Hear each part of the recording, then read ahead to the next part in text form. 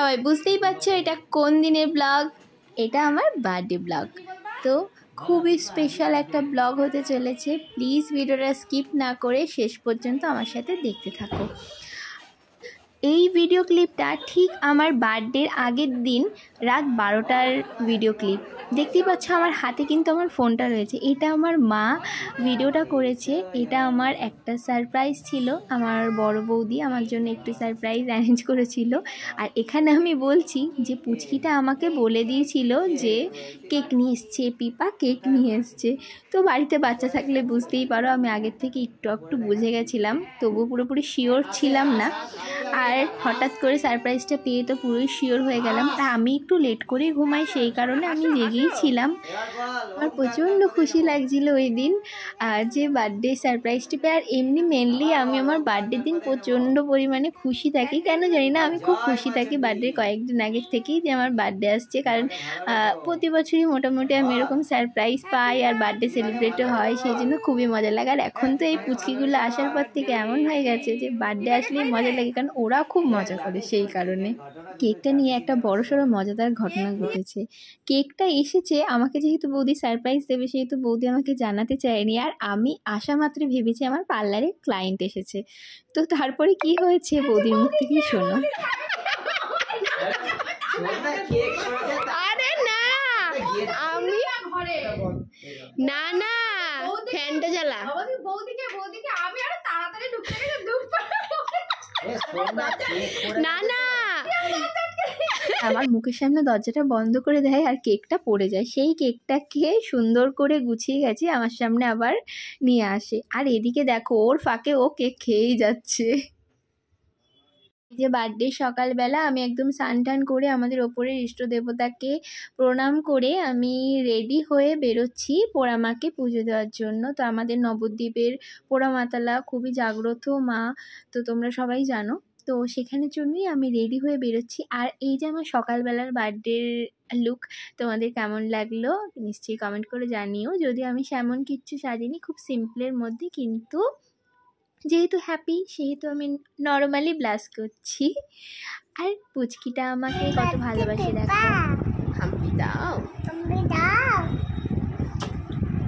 তারপরে আমি বেরিয়ে পড়েছি দাদার সাথে পুজো দিতে যাওয়ার জন্য মা পোড়ামাকে পুজো দিয়ে দর্শন করে তারপরে মা ভবতারিণীকে মালা চড়িয়ে পুজো দিয়ে বলে আবার ভিডিও ক্লিপটা আর নেওয়া হয়নি, কারণ খুবই ভিড় থাকে।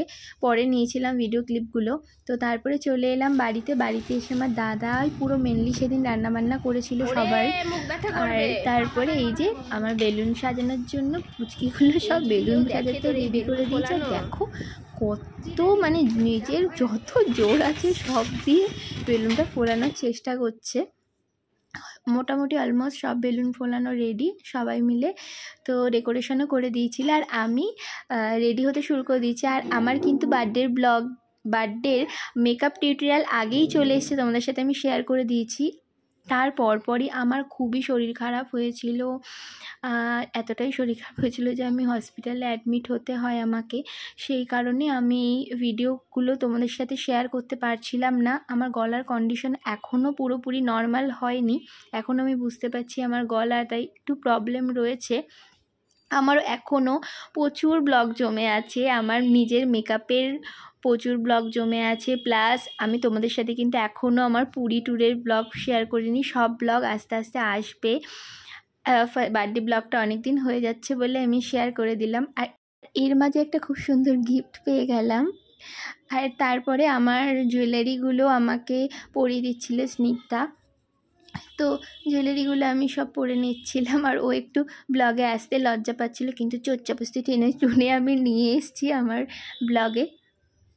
আর এই যে আমার কমপ্লিট লুক কেমন লাগছে নিশ্চয়ই কমেন্ট করে জানিও। তোমরা তো আগেই আমার এই লুকটা দেখে নিয়েছো, আর যারা দেখোনি তারা কমেন্ট করে জানিও কেমন লাগছে। আর এই যে ওরা সবাই মিলে গুছিয়ে ফেলেছে আর পুচকিগুলো দেখো কত আনন্দ পাচ্ছে। এই দুটো পুচকি আনন্দ পেলেই না আমার খুব আনন্দ লাগে, খুব ভালো লাগে।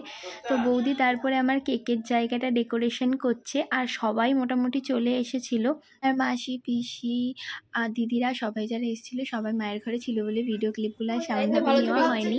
আর তারপরে কেক কাটিং স্টার্ট। কেক কাটিংয়ের জন্য দেখো ক্যান্ডেল জ্বালাতে আর পারছি না।